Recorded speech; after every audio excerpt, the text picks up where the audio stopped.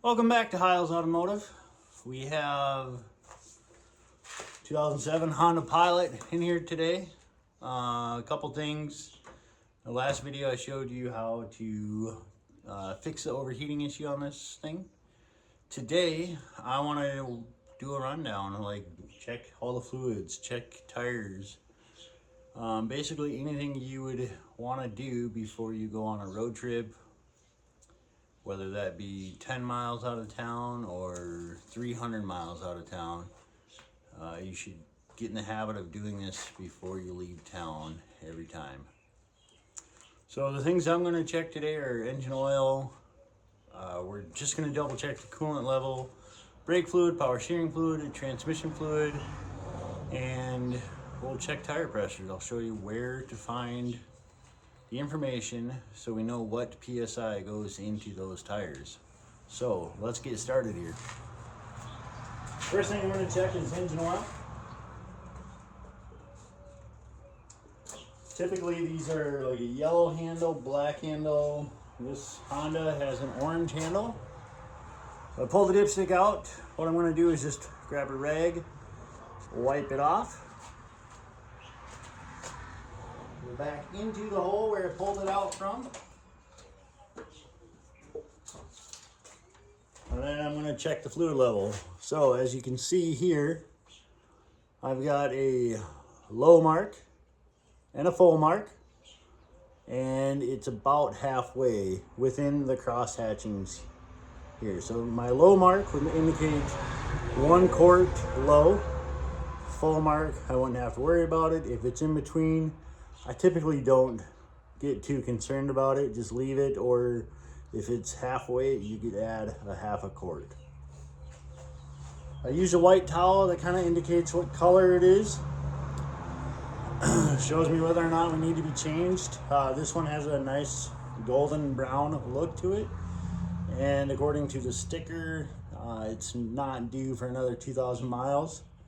So condition wise, it looks okay. You should always check the engine oil when it's on a level ground, a level surface, and after the vehicle has been shut off for a while. Best thing to do would be to check it right away in the day before you start it up and drive it. All right, next up we have power steering fluid. This one does not have a dipstick, it has a clear reservoir. And there's a low and a full mark indicated on this one. Washer fluid should probably top that off. You know, bugs are out during the summertime. Wintertime could be handy for a little bit of frost buildup and whatnot.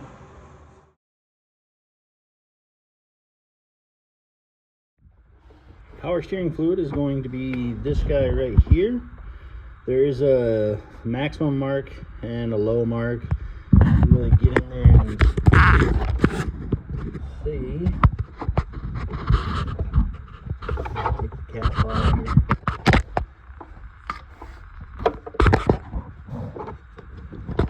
You should be able to see that fluid level. The reservoir is pretty dirty.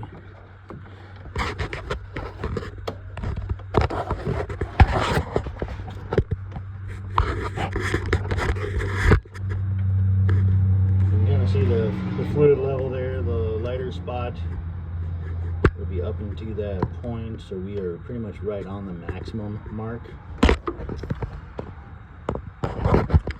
And then we have our coolant level. All these power steering, coolant, and washer fluid are all transparent plastic containers, and you can see right through them. This guy is over full quite a ways. I'll have to get in there and suck some out. This is my washer fluid, light blue cap. Typically, each vehicle differs. So the Ford Edge over here would probably have a white or a black cap. On top of this one, it does have the little windshield washer symbol on it. Down here would be our oil. Vehicle, it's going to be a little bit different. This is my engine oil over here. I've got my transmission fluid right down here. Pull this guy out, and you can see the lower dot. Set this down.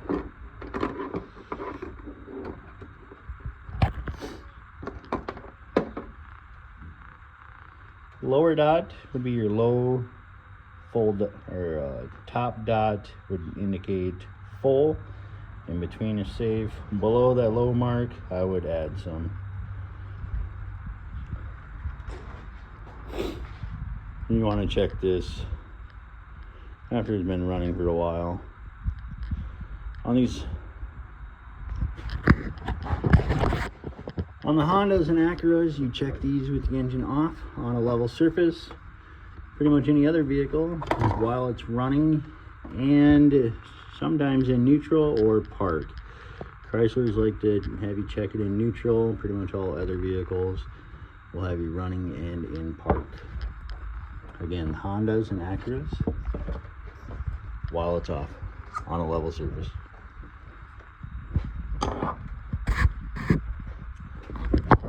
Brake fluid is back here as well. Clear, transparent plastic reservoir. I got a full mark about right here. So this would be a little bit, just a little bit low. Not a lot. Brake fluid is a non-top off fluid. Brake fluid is right here. Clear, transparent plastic reservoir. You can see through there. That brake fluid is just a little bit low. Brake fluid is a non-top off fluid, so that means that you should not just top it off. There's a reason why it's low. Two reasons. Could have a leak in the system, whether that be a steel line, a rubber hose, master cylinder, wheel cylinder, caliper, anything like that leaking. The other thing it could be is just low on brake pad. So the brake pad is worn down a little bit. We'll check that at another time. One other thing that I want to check would be the serpentine belt condition. What I'm looking for here is on the back side of the belt where the grooves are, where the ribs are. I want to look for cracks, rubber fraying, anything of that nature. This belt looks pretty good. One more thing that I want to check, because I just got this vehicle and I want to make sure it's going to be safe to drive, whether I end up selling it for somebody else or if I end up driving it or if my wife or my kid ends up driving it.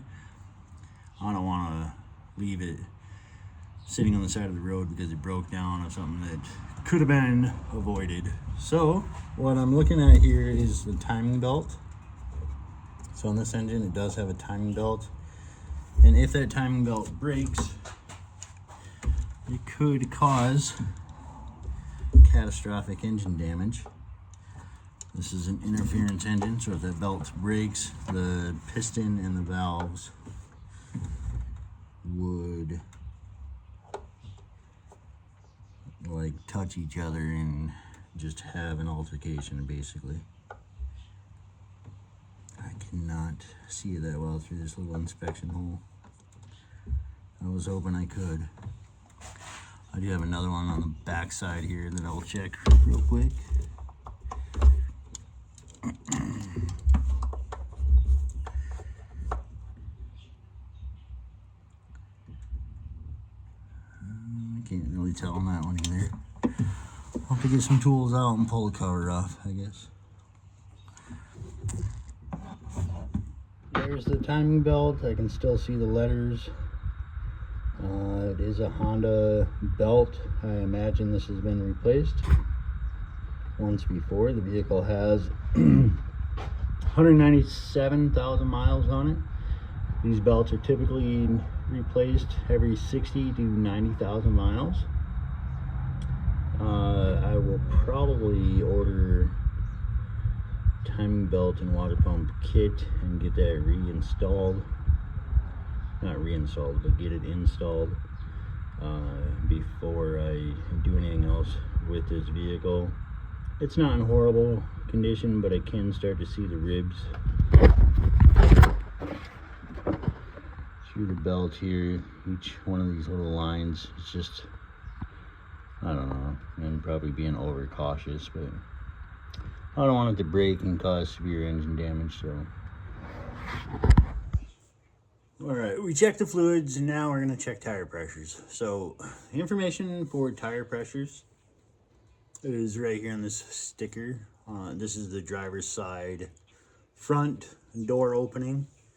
So on all vehicles, there should be a sticker similar to this in a similar location, whether that's on the body part of the door jamb or the door jamb itself. This sticker tells you all your tire information. It tells you tire size.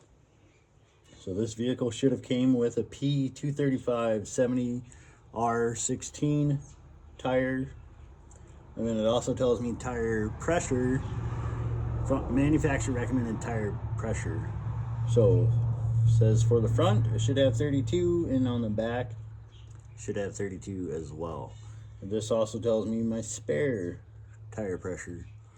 So on the spare tire for this vehicle, we should have a 60 PSI in the spare tire.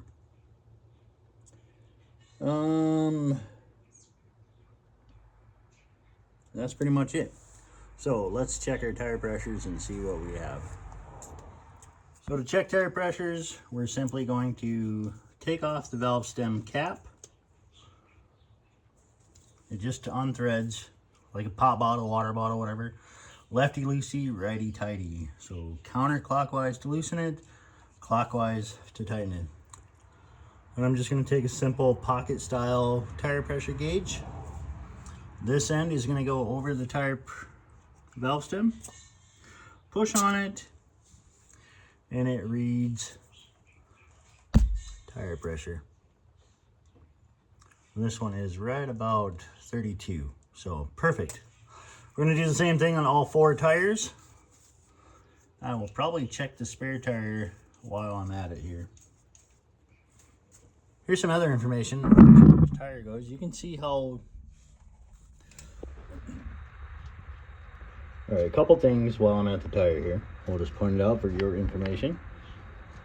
Over here I've got this DOT code. It says DOT, and then there's 8 digits. And then after the 8 digits, there is like a circled 4-digit number here.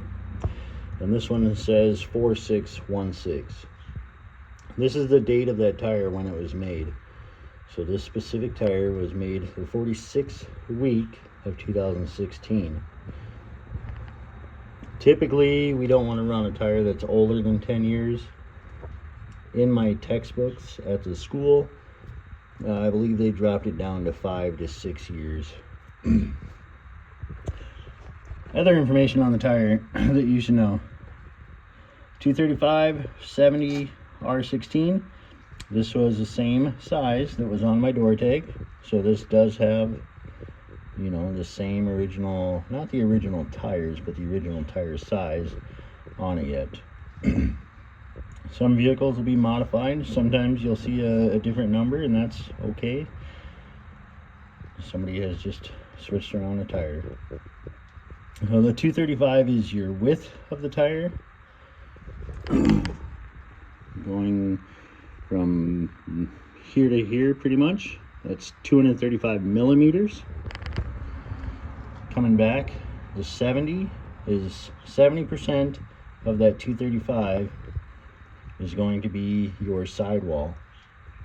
R means it's a radial constructed tire, and 16 would be a 16-inch wheel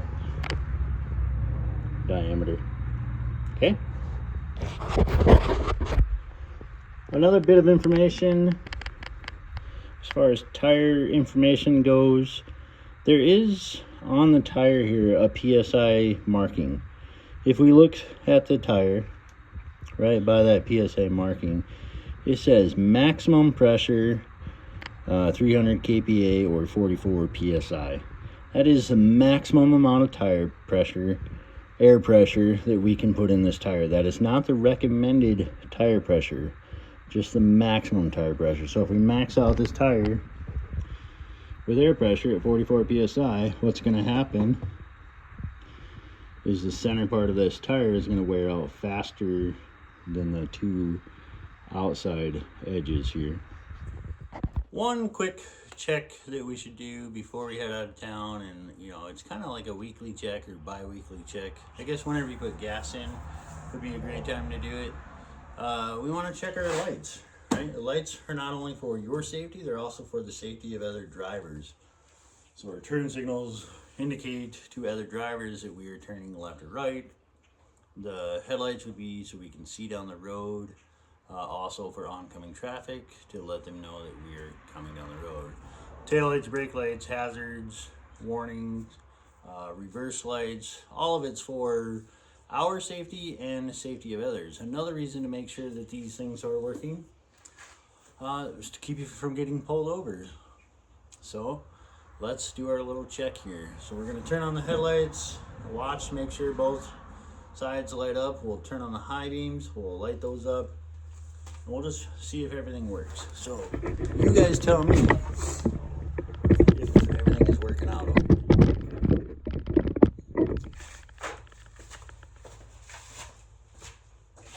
I'm going to turn on the headlights. Both of them working? Great. High beams? Oh, I'm sorry, that was the high beams. This is the low beams now. Looks like both sides are working. High beams work? Great. Let's see. How about we hit my hazard? Both sides are lighting up. We'll turn the key on. We'll check turn signal. Driver side. Passenger side. And I guess now we go to the rear of the vehicle.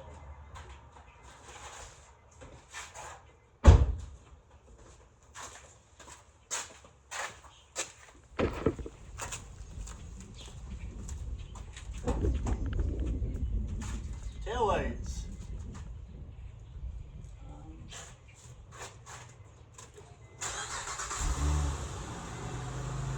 Tail lights. Turn signal, left rear, driver's side rear, passenger side rear. And then we'll just step on the brake pedal. We'll watch both, left and right, and then also that third high mount brake light switch. One up here. I want to make sure both of these are working fine. And we're also going to check my backup. So here we go. Step on the brake, put it in reverse.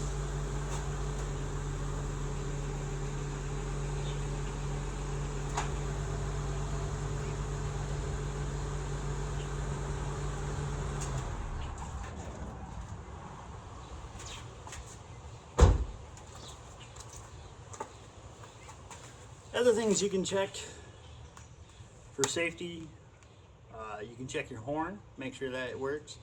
Again, we're warning other people, trying to get their attention by pushing on that horn. Wipers, we want to check to make sure that those are working. Make sure they're in good working order, not just that they move back and forth. We want to make sure that they are going to clear off water or slush, whatever it is that we are wiping off. Check your heater operation, just make sure that the fan turns on. That's pretty much it. So just an overall safety check, fluid check, make sure that you are good to go for this little road trip that you plan on taking.